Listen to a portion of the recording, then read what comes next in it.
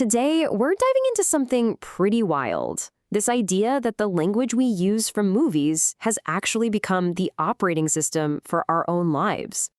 You know that feeling, right? You've probably said it, or at least heard someone say it. It's that super weird, uncanny sense that your life is somehow staged, like you're being watched, not by some government spy, but by an audience. And it's not just the Truman Show, is it? We talk about having a Groundhog Day when things get repetitive, or a sliding doors moment when a small choice feels huge. We're constantly using cinema as a kind of shorthand for these really complex situations and feelings. Now, that is the big idea we're going to unpack today. We're going to start treating these film tropes not just as stories, but as actual real-world operations that are actively shaping our reality right now. Okay, so let's get into it. To help us out, we're going to use a framework called lens film. Think of it as a vocabulary that lets us see what's really going on behind the curtain. So yeah, think of lens film as a new pair of glasses. Instead of just seeing a movie trope as, a simple metaphor, these glasses let us see it as a mechanism, like a set of instructions running in the background of our daily lives. All right, let's look at our first case file. We're going to see how this works in practice with a feeling I think we all know a little too well. That feeling of being completely and utterly stuck. We see this all the time, right? When we feel trapped in some kind of repetitive cycle. And it's not just about having a routine. It's that feeling that time has literally stopped moving forward. The power of this metaphor is how perfectly it captures this very specific kind of dread.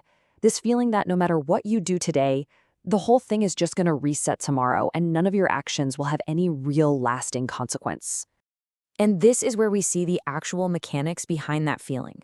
It's not just a mood, it's a function. The system, whether that's your job or your social media feed or just your own habits, it basically executes a return to start. And the crazy part? It doesn't care about your efforts to change. It just resets. Now, this is absolutely the crucial takeaway. The loop is basically designed to make systemic problems feel like they're your personal failures. Think about it. The system is built to be repeatable. So when you can't break out of it, who do you blame? You blame yourself, not the design of the loop itself. Okay, next up, let's take a look at how cinema frames our perception of choice and regret and all those lives we think we could have lived. We use this phrase all the time to talk about those tiny little moments, right? Missing a train, turning left instead of right, moments that, in hindsight, feel like they changed everything.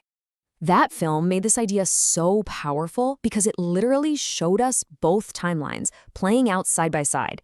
It basically taught us to see our own lives as if they were already edited into these separate, alternate reels. So what's really going on here isn't just about fate. This branching splice is an attentional engine. It completely captures our energy by forcing us to constantly compare what is to what might have been.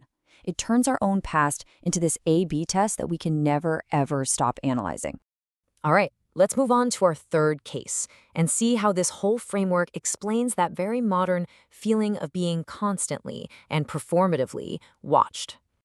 What makes this trope feel so current isn't just simple paranoia. No, it's the feeling of production. It's the suspicion that we're not just being watched by some authority, but by an audience, and that our lives are being turned into content. And this is key. When we feel like we're always potentially on camera, that pressure to perform, it moves inward. We start editing ourselves in real time. We smooth out our lives to make them more shareable, more understandable, more like a consistent character in a show. So what happens when these cinematic systems actually break? When the seams of our constructed reality start to show.